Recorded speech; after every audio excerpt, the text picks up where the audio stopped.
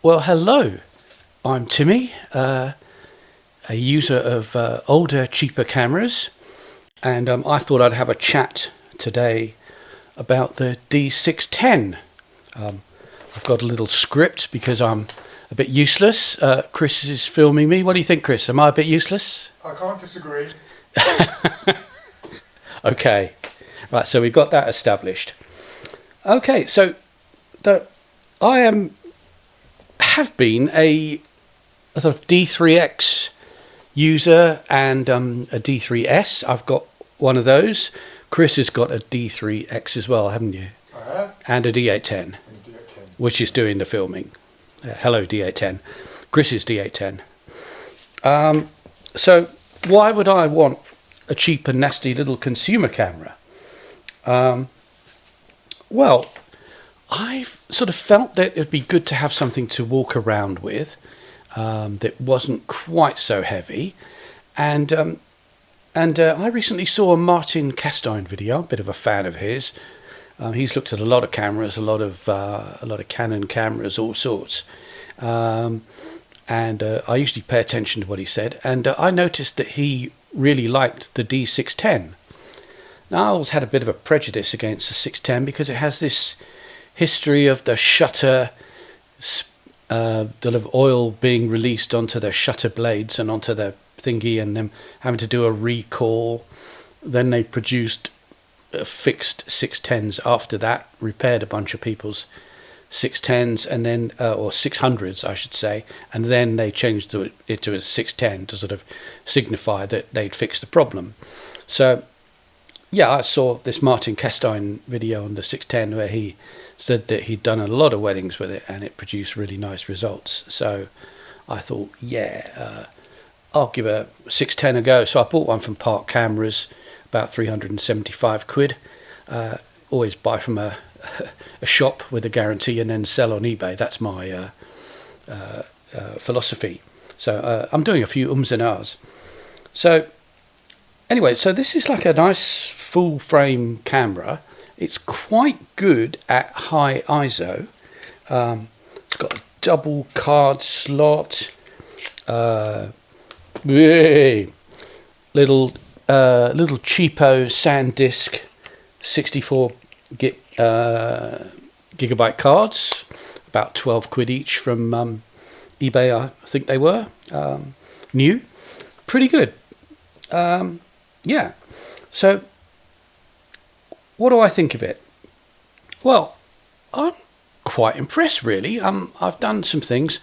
I've done a bit of walk-around photography. I love to shoot people. I've done sort of walking around shops in Lyndhurst and just asking people if they'll shoot, and various other places. I've done a couple of studio shoots with it. I'll put up some pictures of ones I've done with a model called Bernie and a model called Zoe.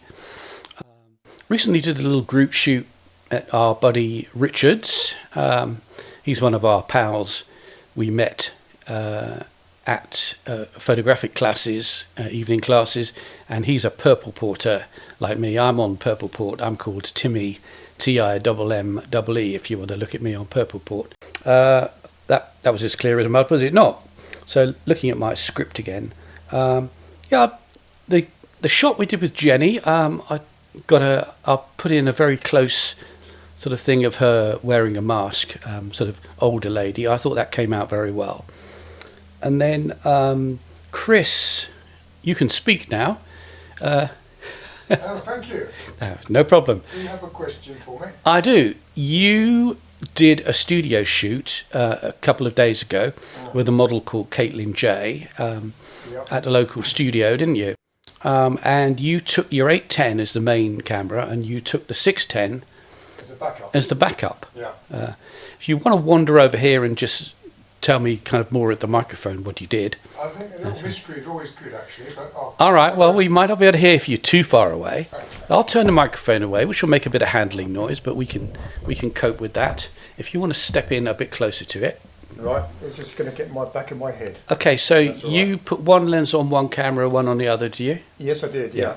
And then I shot Well, we had 2 goes at the same set. There were 3 sets, and I used both cameras on each, I think, and just thought it'd be good to compare the two. And I thought the output looked pretty close when I checked on the computer. Did you find it focused as well as the 810? Probably, yeah. There's not much in it. Maybe. Yeah, I thought it focused quite well when we did the studio shoots with it. The ones with Zoe and Bernie and things. Yeah, it's not bad. One thing, we kind of downloaded your images, didn't we? And one thing I noticed was that the 610 was, it seemed like a little bit brighter and a little bit less contrast. And that might just be that the sensor records a bit brighter. Did you have the same settings? On the same settings, yeah. Yeah. Maybe something slightly different, maybe not. All cameras are supposed to be a bit different. Yeah, they are. Yeah. So anyway, we noticed a bit of difference, and the 810 had a kind of more contrasty, slightly darker reds in her outfit, which looked very good. But I thought, well, let's see what we can do. So I took the 610 image into what's it called? Nick Tools. Yeah. Nick Tools, and just had a mess with it. And I got a tool called Contrast Only. Just switched that on, dialed it back a bit, and then the look of the colour and look of the two 810 and the 610 image were really close. And I will put those up on the thing. So hopefully you're looking at them now as I speak, and I'll label them what they were. So that was good. So far, thumbs up for the 610.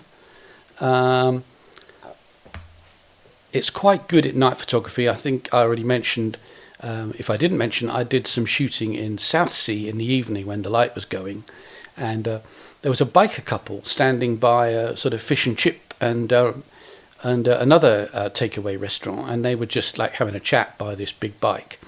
And so I wandered over and asked if I could take their picture. And yeah, I was quite pleased with how that looked. It's looking a bit kind of dark because it's the evening of things. So I think the thing to do there is maybe next time I will take my flash with me and give it a little bit more just fill-in flash, because I don't think you need to go over the board with flash. So that's a thought. And let's see, what else do I need to I'll just mention how the 610 went wrong shortly after I bought it. It arrived, and maybe I didn't test the AFD lenses on. AFD lenses are these old style babies. I'm not getting it very close to the camera. I might put a little B-roll in to show that.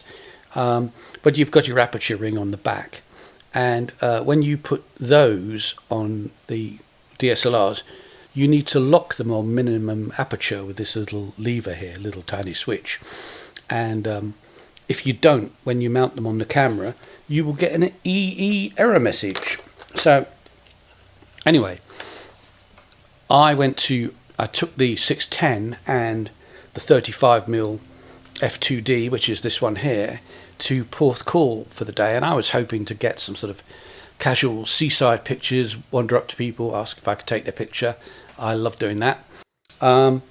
Anyway, I got the thing out of the bag with the AFD lens on, switched on, and the bugger said EE, and I checked, and everything was set properly. The lens was locked on minimum aperture. But I kind of had this sinking feeling because I'd seen this before on my buddy's camera, and apparently it's to do with a little broken chip in the top of the lens mount. It happened to his camera, which was a D610, and he did a bit of research, and apparently that is a thing that can happen. Anyway, I hadn't bought it long, so I sent it back to Park Cameras, and they said, well, you've had it more than 3 months, so we won't do a straight replacement. We'll give you your money back, but we'll send it for repair. And I said, oh, that's great. And they said, 25 working days. Working days, mind you, so that's a month at least. So So it did turn out to be about 6 weeks actually, but it's back and it's working, and you know, obviously Chris has taken it to the shoot, and we like it. So I think it's a good 370 quid's worth. Well, that's my view so far anyway. Yeah, anything else I should say, Chris? Anything more on your script? Well, let me have a look at this script. Ha ha ha, there's the script. No, I think we're all right. I think I've put the pictures in from the, or I will have put the pictures in from the shoots. So shall we turn off there? Okay. Okay.